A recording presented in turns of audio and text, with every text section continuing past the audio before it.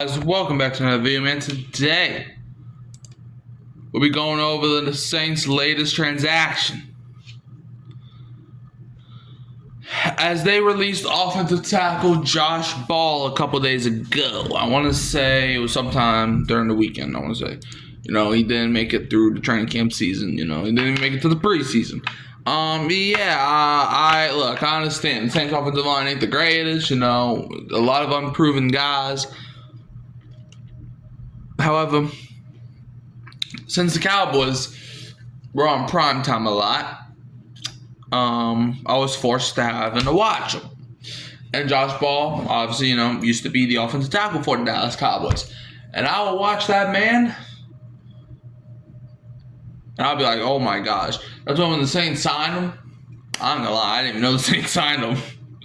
That's the funniest part. I didn't know we signed him until I started watching Trizzy Trace. Shout out to him. Started watching some of the Saints Now Chat Sports content, and it had Josh Ball on the roster, and I was like, when did we pick him up? But yeah, Saints released Josh Ball. It's like, so yeah, I like the move because I would rather go into the season with our rookies and our second-year players, with Cesar Ruiz, Eric McCoy leading the charge. I think the Saints, here's my, hot take of the day. I think the Saints could have a bare minimum, top 15 offensive line. I do think that. I think that, I think the Saints could actually, if everyone stays healthy, and they play like how they're supposed to play, I won't be surprised if we have at least a top 10 offensive line. I really like some of the guys up front.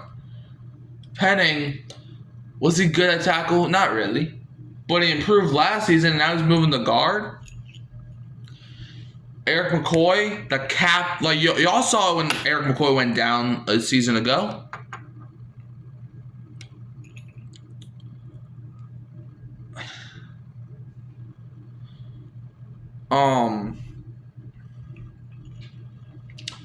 Cesar Ruiz, he's on and off, but you got Talise Fuaga and Kelvin Banks.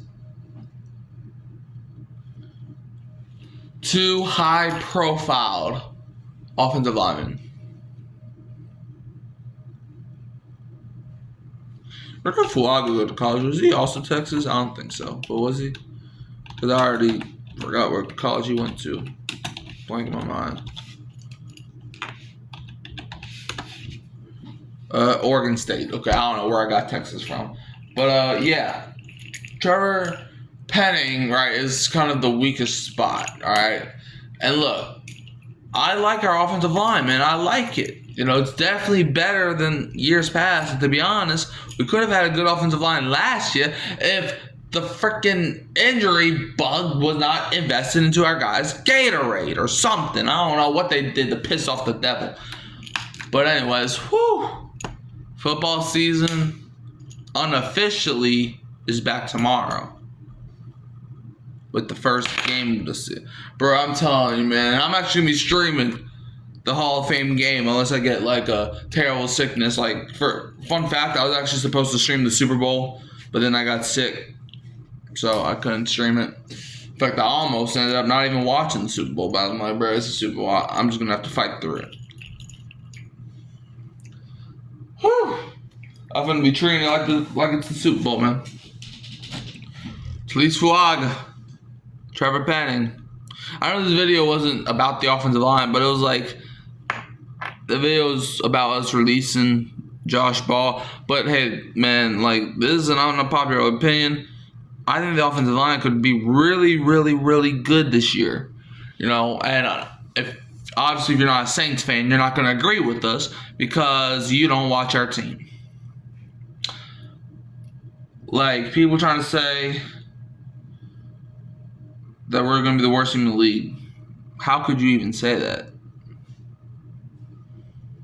We got Mario Davis. We got Cam Jordan.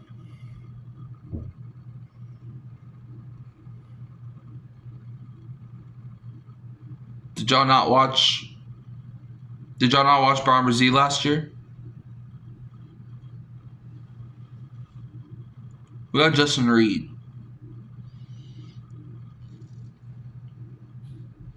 We got Pete Werner.